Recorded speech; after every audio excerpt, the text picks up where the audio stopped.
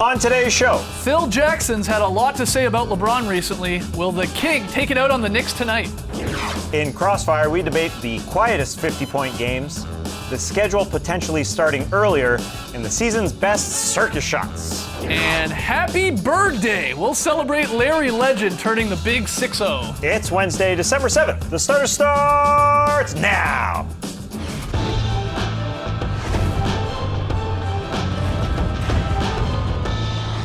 Good evening, Sweet World, and welcome to The Starters. Whether you're listening to the podcast or joining us live right now on NBA TV or a little bit later on YouTube, we're happy to have you. I'm Jay Skeets, alongside me, as always, that's Tass Mellis. Dwayne Wade looks good in black. Can't deny it. To his right, it's the International Man of Mystery, taking it to the max. Wearing a sweater today, Lily. Friend. Hey, friendo. And finally, last, certainly not least, over there, it's the bearded one. It's Trey Kirby.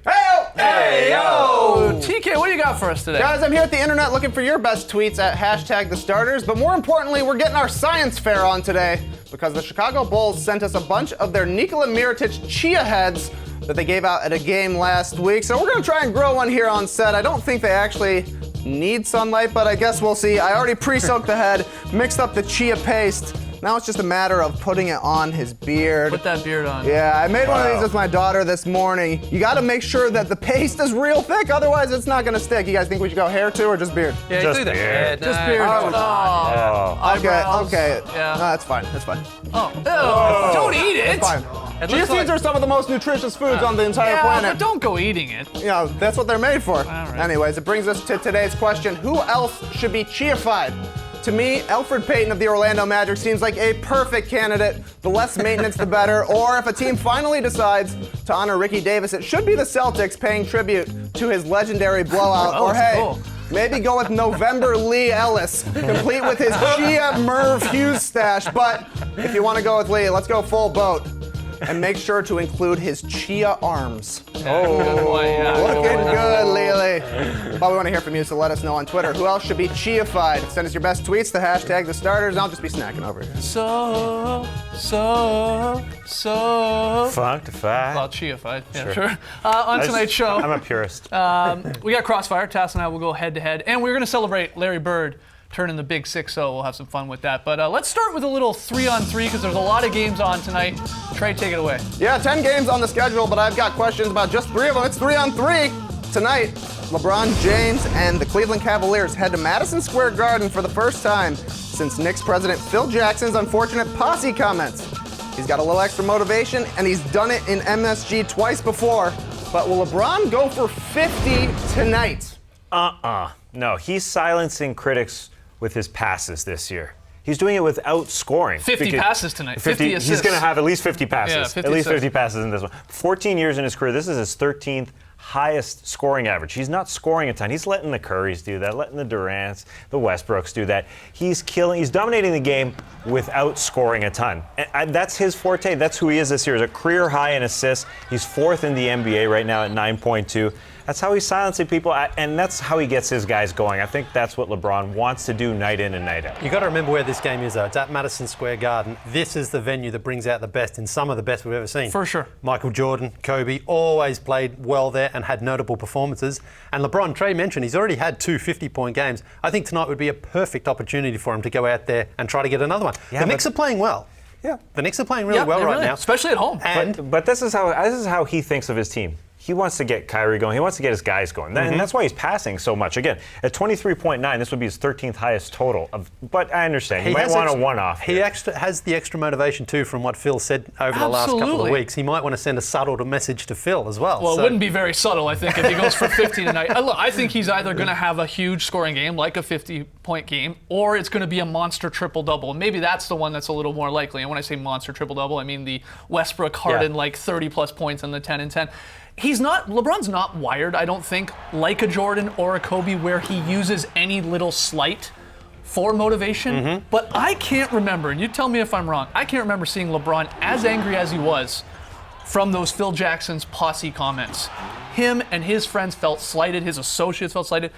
I would not be shocked in the slightest if he goes out there, especially against a good Knicks team, on ESPN tonight, of course, a marquee game, and puts up some unbelievable numbers. We know he can do it. It's whether he Obviously. wants to. Yeah, I think he wants to put the assists out there. Mark me down for 14 or 15 assists, and maybe he comes down the first possession and runs the triangle just to give it to Oh, that Phil. would be This is how you run it, incredible. Philly. Hey, Madison Square Garden owes him a triple-double too. Remember a couple of years ago he had one and they got took one away. removed, a rebound taken away from him, so he didn't get it. But I think he is going to go out there tonight. You mentioned about Phil Jackson. He was fuming. He was after furious, that. right? You never see him sort of hold on to a grudge I agree. like that. So I think he's going to go out there tonight and really want to prove a point. We will find out. All right, back to Trey for our next question. Trey's just playing with the Chia Pet right Well, I now. want it to look good. All okay? right, come on, Jeez. All right, anyways, two of the best teams in the league, the Warriors and Clippers, face off for the first time tonight.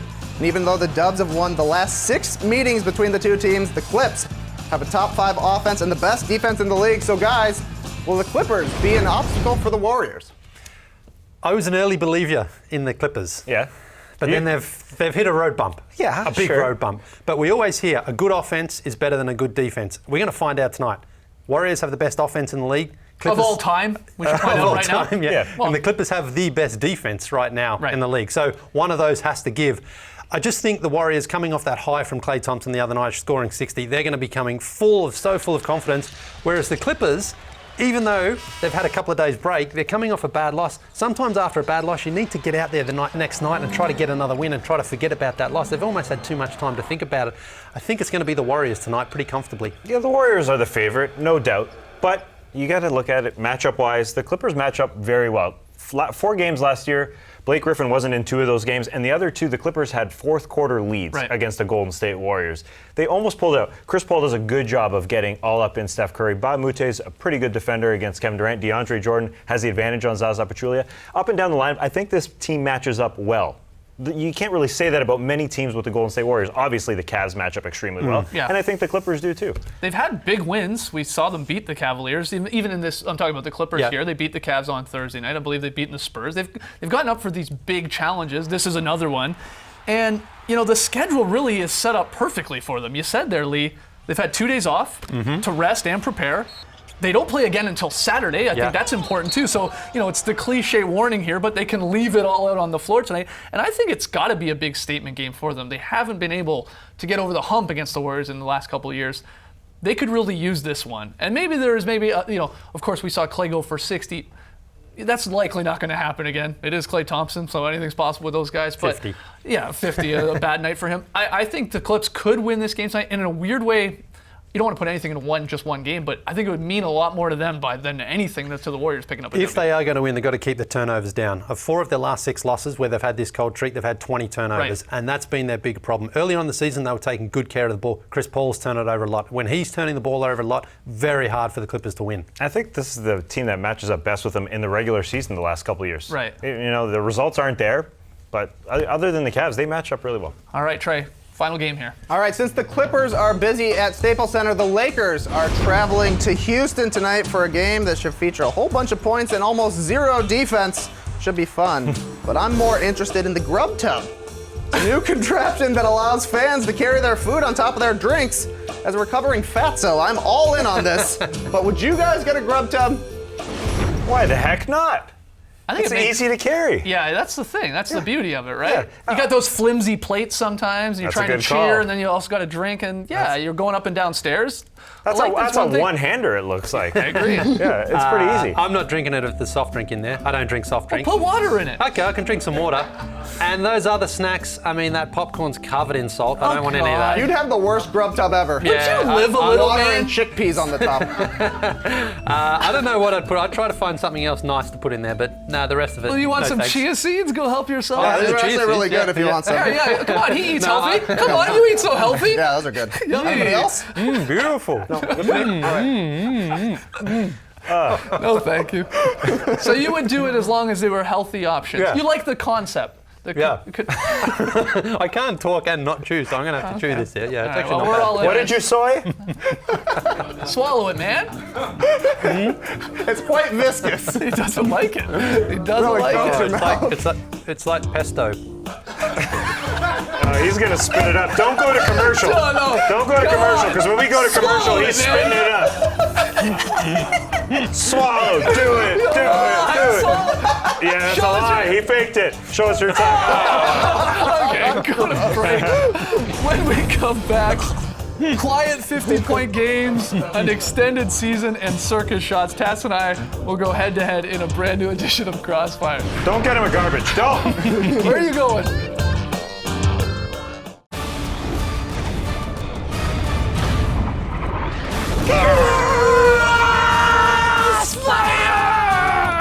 Yeah, welcome to Crossfire. This is how it works. Trey will give Skeets and me 3 topics. We'll debate each one, and at the end of it all, Trey will declare a winner. Trey, what's our firstie? All right, round one. John Wall went for a career-high 52 last night, but the Wizards lost to the Magic, and Klay Thompson just scored 60 in 29 minutes.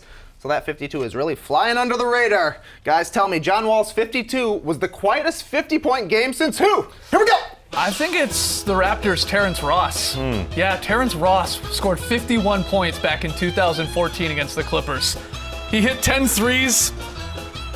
It's 16 to 29 from the field. He got a lot of shots up, but it's forgotten because the guy's not a scorer. Since then, his high is 27 points. He just caught fire one night, and it's sort of forgotten. It happened on a Saturday. It was one of those weird incidents. Well, if he's not a scorer, this guy's definitely not a scorer. Corey Brewer had a 50-point game. Corey Brewer. He has a higher scoring average than Terrence Ross in his career. Well, I suppose so, but he's been in the league 10 years, and he hasn't hit 30 points once. At least Terrence Ross can put the ball in a hole, and he's a young player. If you know Terrence Ross for anything, he's a scorer. What else is he? He's a high flyer, and he's a scorer.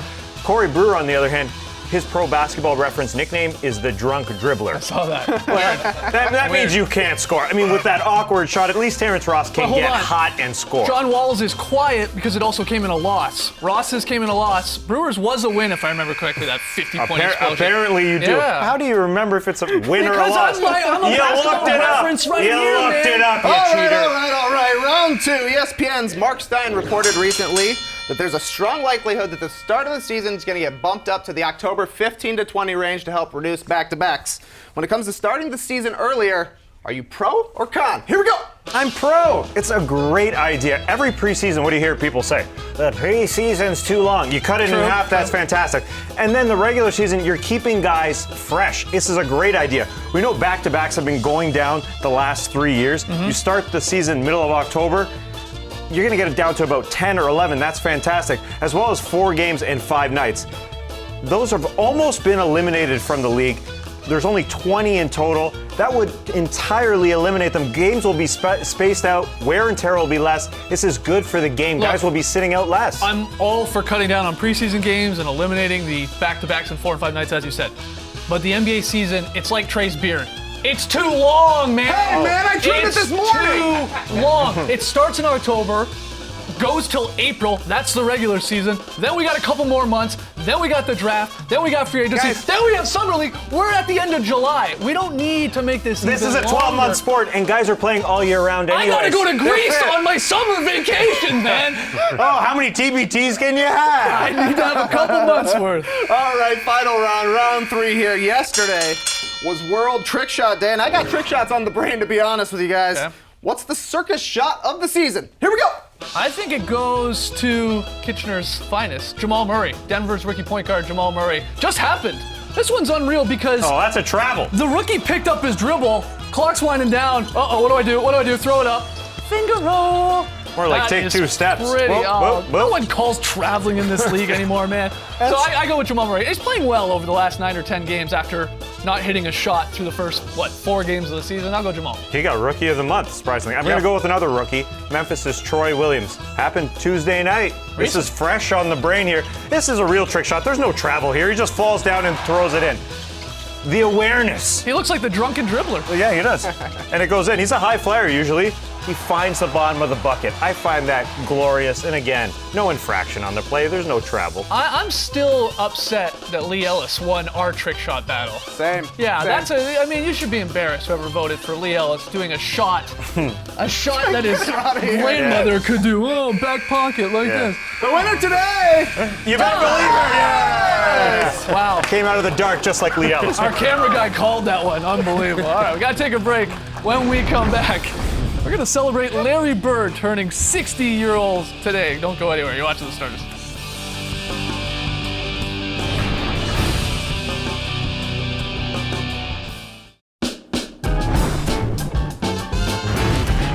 back to the starters. Big birthday in the association today. Happy birthday to Larry Bird, Larry Legend, the Celtics Hall of Famer, current Pacers president of basketball operations. Larry Bird turning the big 6-0. Hope he's celebrating somewhere by cracking an ice cold Budweiser. Yeah, he loves the Budweisers. Yeah, for sure. Lee, I know you're going to want to start this one.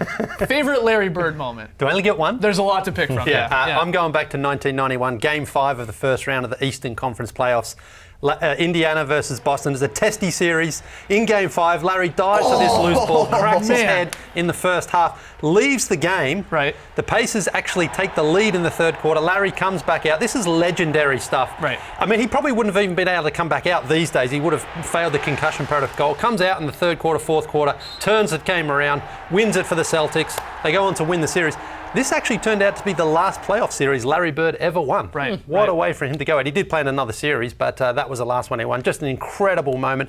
And that series, I mean, Chuck Person, my friend Chuck Person, I remember. He's not your friend, man. He's got his phone number. He's not your friend. He had an incredible series, but then Larry turned the tables at the end. And just an incredible moment for a guy at the end of his career. Weren't you talking to your other friend, Kevin McHale, about that game? I was talking to Kevin McHale just yesterday, actually, about this series. And Kevin McHale didn't realise he hit his head on the floor. Right. He thought, because Larry had a lot of back problems at that stage of his career, he thought his back was just playing up. Yeah. So it wasn't until after the game he realised what had happened and how incredible it was. And Larry has said he sort of doesn't really remember that second half. He smokes his head off the floor. So That's crazy. just incredible. There was no big swelling or bleeding or anything like that. The fact that he was able to come back out and top off his sort of career with that incredible moment. Yeah, that's a good one. I'm going to go prior to that, and maybe I'm picking this because he's turned 60 today, and we just saw Klay Thompson go for 60, but Larry Bird scoring 60 points against the Hawks in that legendary battle, the one where he's killing the Hawks so much that the Hawks players on the bench are reacting like, oh my God. He scored 33 points in the final 14 minutes on the court, and that included the final 18 points from the Celtics. And this is a weird one. It was off-site. It was in New Orleans. That's the Hawks were playing some of their home games in neutral site, I guess, in a way, that season. 60 points, franchise record for the Celtics at the time, Bird's highest. You got to go with that, I feel like. Coach Mike Fratello apparently fined his own players for sort of celebrating Larry's accomplishment. So, and a great part about that game, too, we got to point out, back to Kevin McHale for a second. McHale had scored 56 points 9 days earlier than the Celtics record, and you knew Bird was talking about it. Bird was upset that McHale didn't go for more. It was against the Pistons, and McHale checked himself out. And, Bird's competitive nature, especially against the Pistons, a team they didn't get along with, how can you stop at 56, right? So he went and got 60, not much longer. All right, what about this question here? This is one for people do all the time.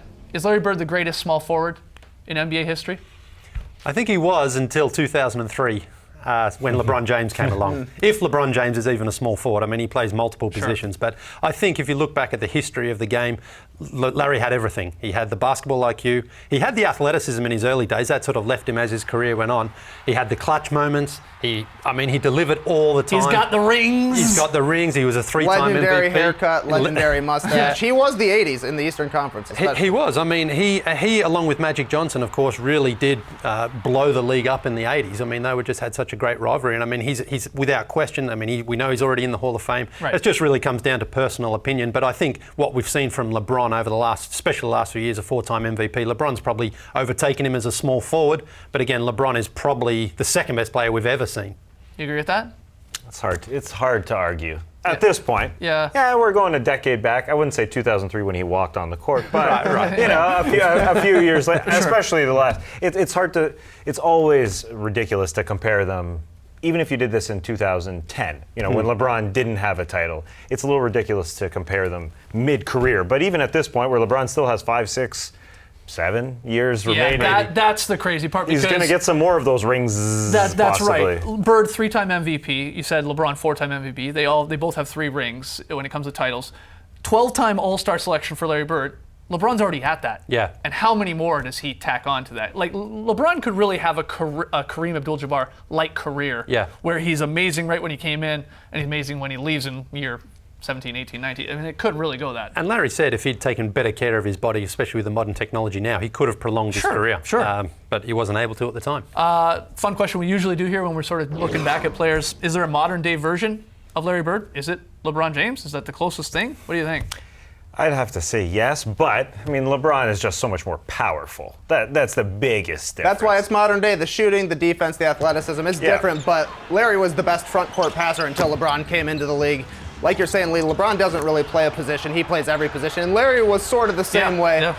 They would play inside, they'd play outside, Yeah. they would initiate the offense, they would post up, but no matter where they were on the court, LeBron and Larry, the offense is running through them, and the ball's going to find them, and they're going to find somebody to make a play after that. So I think that those two, they don't look alike at all. They don't play alike at all, but the way that they influence the game is pretty similar. Yeah, the way they for came sure. into the league, it was just 25 years later, so guys were working out a hell of a lot more. Yeah. And obviously LeBron has it in his genes, but guys lifted. And Bird stays, you look at those legs, they're You go lift the bird-like. You go lift the Budweiser after the game. LeBron's got other parts of his games that stand out more, but the passing, I think, is very underrated and very much like Larry. Happy birthday, Larry. There's a lot of candles on there, apparently. It's all right. We got to take one more break. When we come back, Lily's very solid play. Don't go anywhere.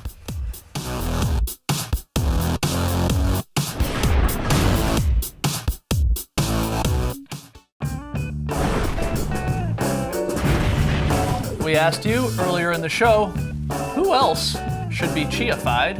Like Elfrid Payton there. You hit us up on Twitter, #TheStarters. Trey, you have a few of the best answers. Yeah, a lot of Trey Kirby and James Harden answers, but here are some other ones. Matthew says Rasheed Wallace. It'd be impossible to replicate that bald spot. Not bad. Similarly, Madman says if you want to save a buck, go for the Manu Ginobili Chia pet. Oh, wow. Brad says a Chia Anthony Davis, bro. I can actually see that That's happen. good. That's a good idea. Dan says Dwayne Shintius, a legendary mullet. I think he called it the lobster. Best answer, however, was Noah, who says, I think Skeet should be a Chia pet. We could all see what he would look like with a beard since he can't grow one. Oh! Snap. You got me, man. What are you talking about? It's coming real nice. Yeah, that's looking 2 heavy. months. 2 months, guys. Last night's pick'em play, we all had the Knicks, and we were all right. Pretty rare here on the starters. Tonight's game, great game. Obviously on ESPN, it's the second game of their doubleheader. Warriors, Clippers.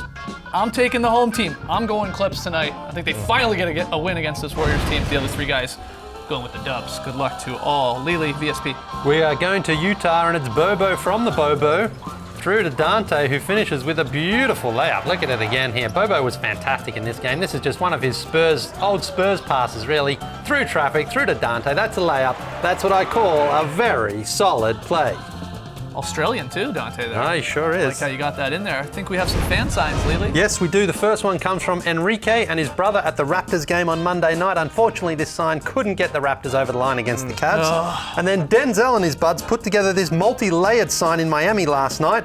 And they're memeing the heck out of us, guys. What? Look at that. We've got me and Trey doing the beeps. Oh, the beeps! And a banana. And then Skeets and Tass get crying Jordan meme. Oh, because we didn't get invited Didn't to get in the All-Star Celebrity Game. All-Star Celebrity Game. Yeah, so great job. Keep those signs coming, everybody. Yeah, get them in. #TheStarters @TheStarters. We're back tomorrow, 6 p.m. Eastern. See you then. Thanks for joining us, folks. And remember, real bros feed each other protein. Brace the night, people. Oh.